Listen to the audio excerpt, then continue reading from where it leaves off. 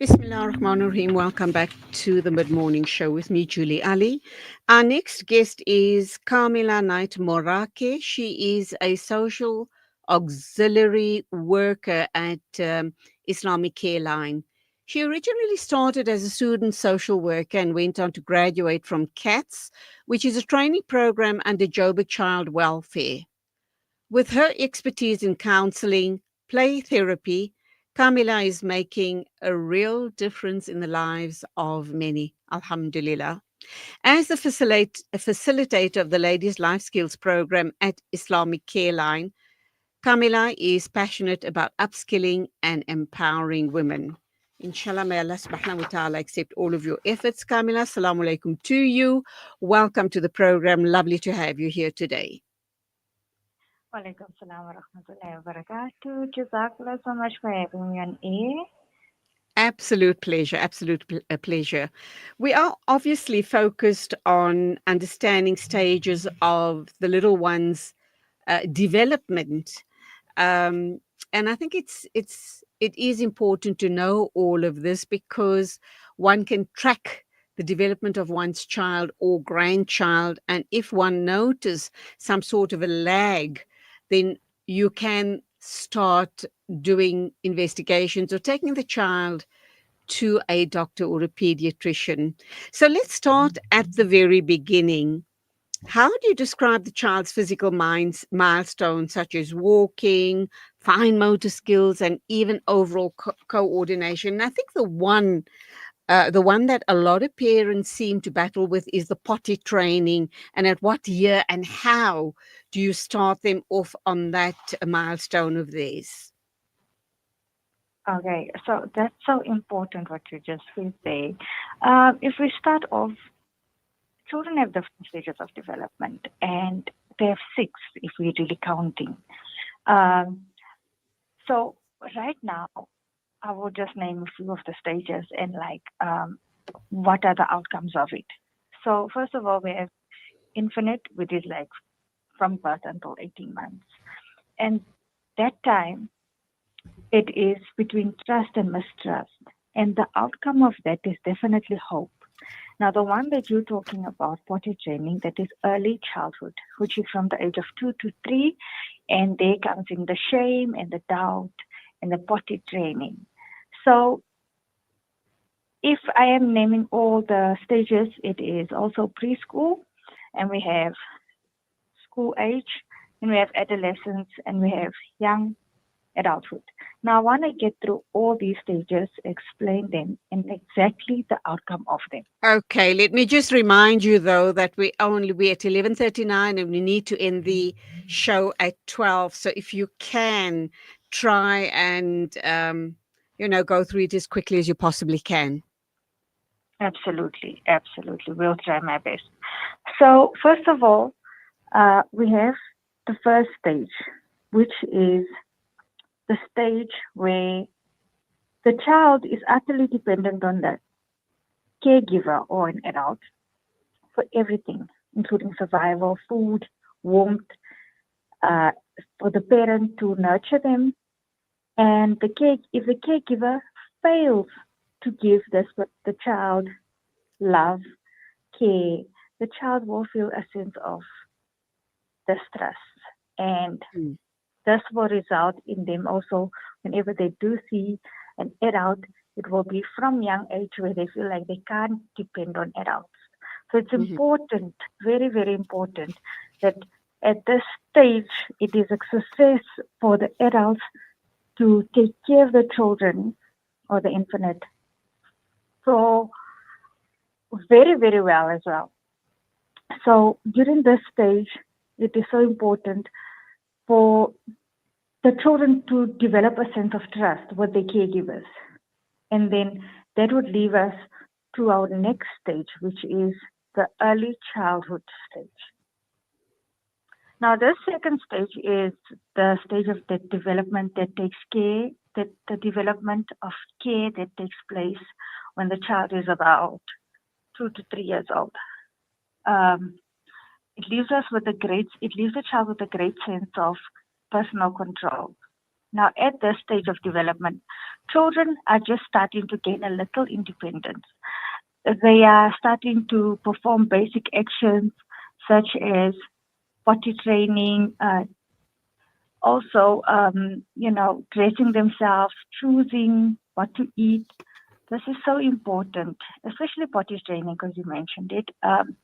It's essential because the child needs to develop a sense of personal control over physical skills and a sense of independency.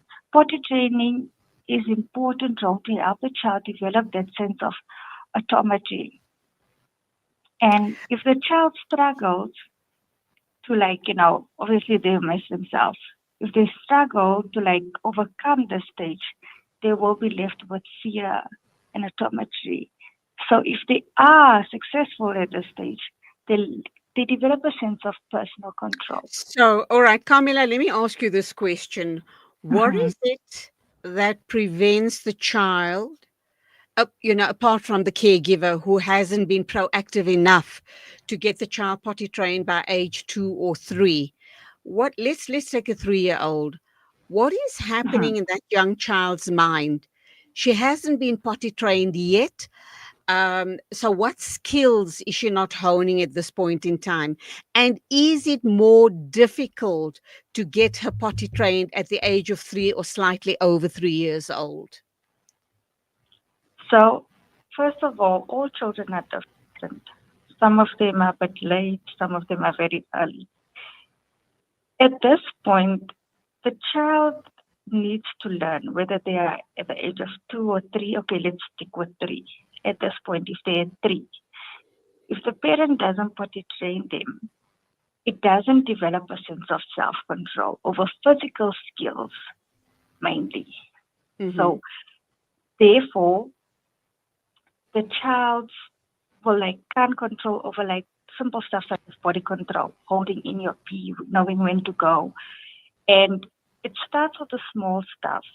And it even further on it develops to other important events such as controlling like what to choose, whether it is choice of toy preferences, clothing selection.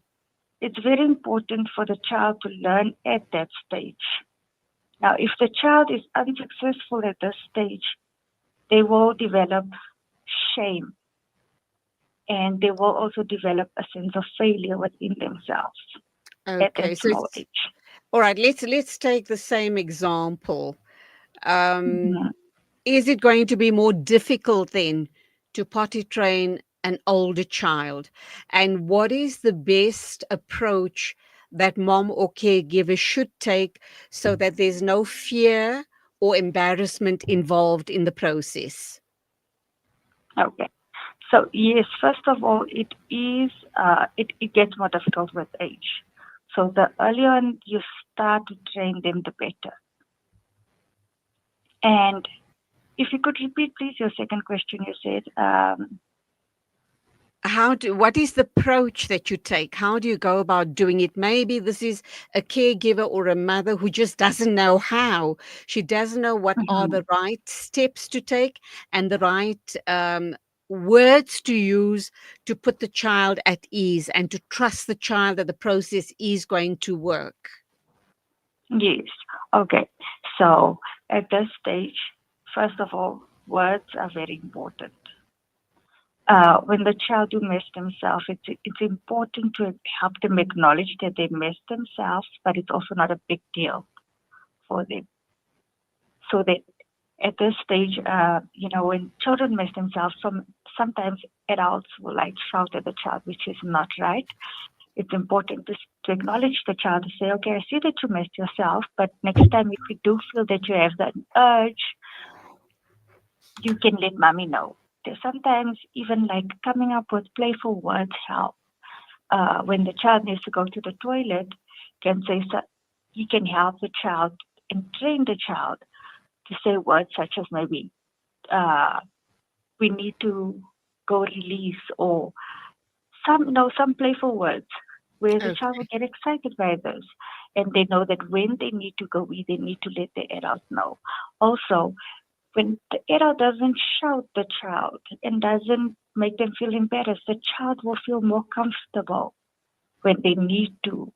Whereas if they need to wee and the child is so afraid of the adult, when it comes to that stage where they need to wee and they're afraid of the adult, they won't approach the adult. So it's important to develop that relationship where the child know that they're free and they can talk to the adult at any time.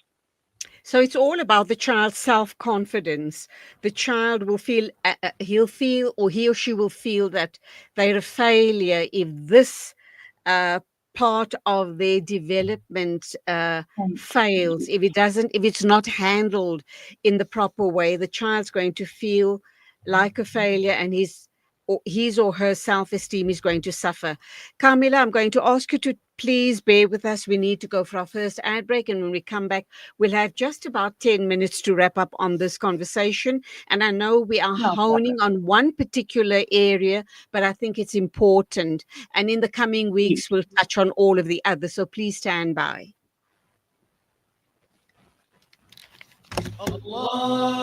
This Eid al-Adha, your Qurbani can help feed the needy across the world for as little as 995 Rand. We pride ourselves in ensuring that only the best animals are chosen and that your sacrifice is carried out in a dignified manner.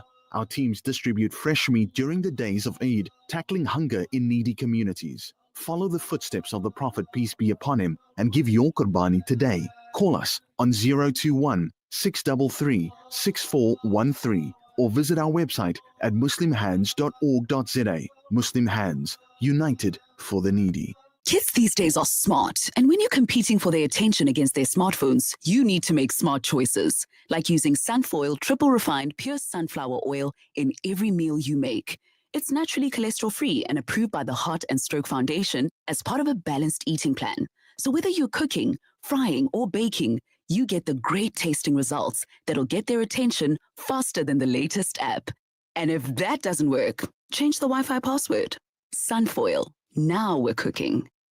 Discover the Africa of your dreams and surround yourself with her spectacular beauty. Relax beneath her serene sunsets and explore wildlife at its natural best. It's where the pride of Africa comes together. The Kwantu Private Game Reserve. Get to know the Big Five or cruise on an elephant safari game drive. Interact with lion and tiger cubs and enjoy world-class halal cuisine while we pamper you during your 5-star stay. Indulge in the true African experience. For reservations, call now on 042 203 1400 or visit kwantu.co.za. The Kwantu Private Game Reserve, the place of gathering. Operation Qurbani Maulana Timor will once again be taking a trip abroad for Qurbani. Many people in the villages live well below the poverty line and only eat meat on the days of Eid al-Adha. Support this cause at 2,100 Rand for 7 shares or 300 Rand per share. Contact Maulana Timor, Maulana Sajjad, Maulana Hamad or Maulana Abbad on 011 852 6324 or 072 299 9268 or 082 368 6866 or 072 697 0131 or 073 576 9786. All slaughtering will be supervised by a team of foreign and local ulama. Visit www.operationqurbani.org.za. Conveniently located along the banks of the Crocodile River bordering the Kruger National Park, as a guest at Buckler's Africa Lodge, one can enjoy an amazing sunrise or sunset on our spacious deck area while you catch a glimpse of some wildlife sightings along the Crocodile River. The sounds of the African savannah will greet you whilst you enjoy your morning coffee. Buckler's Africa Lodge, by Tingana Collection. Buckler's Africa Lodge is ideally situated only 6 kilometers from the Crocodile Bridge Gate in the Kruger National Park. Catering for all travelers with variety, we have 4 types of the finest rooms: superior rooms, deluxe suites, and 2-bedroomed family units. Each room is equipped with the finest amenities to make your stay unforgettable. Guests can choose between the self-catering option or book their accommodation with breakfast and dinner included. Buckler's Africa Lodge is your ideal location for the ultimate Kruger getaway experience. We specialize in exhilarating and educational game drives in Kruger, tailor-made to suit your family. Inquire about our various accommodation offerings and other activities. Visit www.tingana.co.za for more information. Buckler's Africa Lodge by Tingana Collection. Experience the pulse of Africa with us. World-class financial services only at Sapphire Global, your financial partner. If you are looking for Islamic, Sharia, and ethical financial products, look no further. Sapphire Global offers a wide range of financial service offerings from short-term to life and investments. A full-service center with all financial requirements under one brand. Our highly skilled and experienced consultants are ready to help protect your financial future. Contact us on 041 001 0184 or visit our website on www.sapphireglobalfs.com. Sapphire Global is an authorized financial services provider. Breaking stereotypes, moving boundaries, joining hands. Salam Media.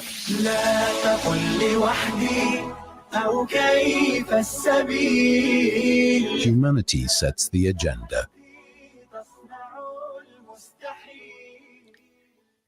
The time is exactly 11:53 a.m. and of course we're talking with Camilla Knight-Morake, social auxiliary worker at Islamic Careline. We're talking about children's physical milestones and development. And because of time constraints, we will be wrapping up this interview in 7 minutes' time. We can't go into too much detail. We're concentrating on how the child performs self-care tasks at the age of 3 and what does it indicate about their independence.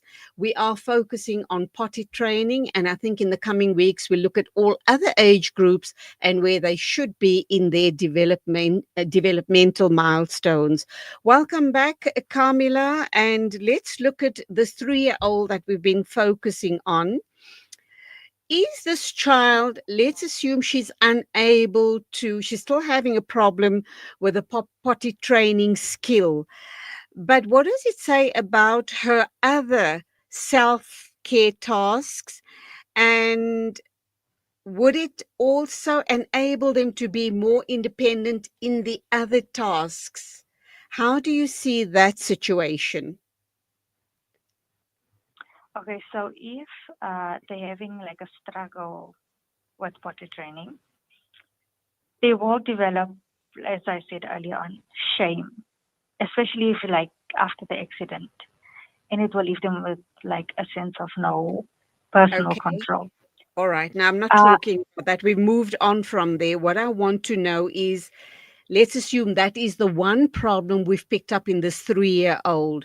What about their other self-care tasks? What about when they want to play, packing out their toys, packing away their toys, choosing the clothes they want to wear, etc.? Is this going to impact on their other tasks? As I'm saying, I was about to get there. So other tasks such as choices of like their food, when 3-year-olds, they're very picky with what they eat. So if they're struggling with potty training, regarding their food choices, it's also going to be a struggle. Regarding toy preferences will be a struggle. Selecting of clothes will be a struggle. There will be no sense of personal control because they're already ashamed that they can't do this one thing. They don't have a sense of self-belief that they could take on any other task. So this one is very, very important. Okay, so if mommy is having a problem potty training this child, what else should she be looking out for? And what would be her next port of call? what are the triggers or what are the signs she should be looking out for to realize there's a problem here? I need to take the child to the clinic or to maybe for play therapy. I don't know if that would be the answer. Yes, yes. Play therapy could also be the answer. So sometimes you'd see, like, when they are at that stage, sometimes, as I said, different children train at different times. So as they get a little older, you kind of give them benefit of the doubt. But if they do get older and they're still struggling at the age of 4, now it's a bit too late. They should have already learned how to potty train by now. If they are still struggling by then, another thing is to also observe is definitely their behavior. If they're very withdrawn, those are signs to take them, whether it's to, you can take them to a clinic, to a doctor, take them for play therapy as well to help them. So those are signs to check out for. But definitely withdrawal within their behavior, withdrawal from friends as well, interaction with other people, especially their peers. If they're very alone and they don't want to play, they want to play alone, those are signs to check out for. So obviously that's going to be the clues for the caregiver, the mom, to look out for is they start self-isolating. And that does indicate over and above the potty training issue. What type of feedback would, I presume mom or the caregiver would need to keep some sort of a journal or a log to take to the play therapist or to the doctor when she takes this little one to check out for further issues. What do you suppose and how do you suppose this will right itself? So the mother could do that or the caregiver could do that. But also just explaining within the child's behavior. Obviously, they will have to examine the child and check out for the child's behavior, try to find the underlying problem. Because sometimes, you think that it's just like them not being able to potty train, but there is an underlying issue. So they will be able to discover such stuff and be able to help the child further out. Is this perhaps indicative of a bigger issue later on in life with the child? Or if mom is able to resolve it through play therapy or via a doctor, can we assume everything is good to go and it's sorted out? Okay, so with regards to that is that yes and no, because first of all, they will overcome this stage and they will develop a sense of comfort within themselves, self-belief. They will overcome the stage. But remember that there's other stages of development and maybe they may struggle there and then that might lead them again to needing some sort of intervention. So sometimes the children at this stage, if they are unable, because we've dealt with children who are at the age of 10, 11, who still wet themselves and they don't go. So it is definitely sometimes it's an underlying problem where the child is dealing with something that they can't talk about. So it's very important to notice and take them in for intervention. Thank you indeed. We're going to leave it there. And it's such a coincidence that you've brought up the issue around a 10 or 11-year-old child that still has a problem of bedwetting, because I covered that last week with a pediatrician. And what he did say is that when an older child or children that have bedwetting problems, the reason is not that the child is naughty or lazy, but because there is a hormonal problem within that child. So I'm so glad you touched on that as well. But that's where we're going to have to leave it. And inshallah, when we talk with you again next week, we'll talk about other behavioral milestones and other behavioral problems that impact on a child reaching his or her milestones. Thank you indeed for your insights and your time this morning on the show. Go well. Jazakallah so much. That Assalamu was Wa alaikum salam. That was Camilla Knight-Morake. She's a social auxiliary work at Islamic Careline. We're talking about development in little children, and we focused on, of course, potty training. It's 1 minute after 12 o'clock. Thank you for still staying with me on the mid-morning show. And we are still going to be talking with Naima B. Roberts. She's a UK-based Muslim women's publication. But before we talk with her, we're going to be hooking up with the Hillside Learning Academy. So lots more coming your way.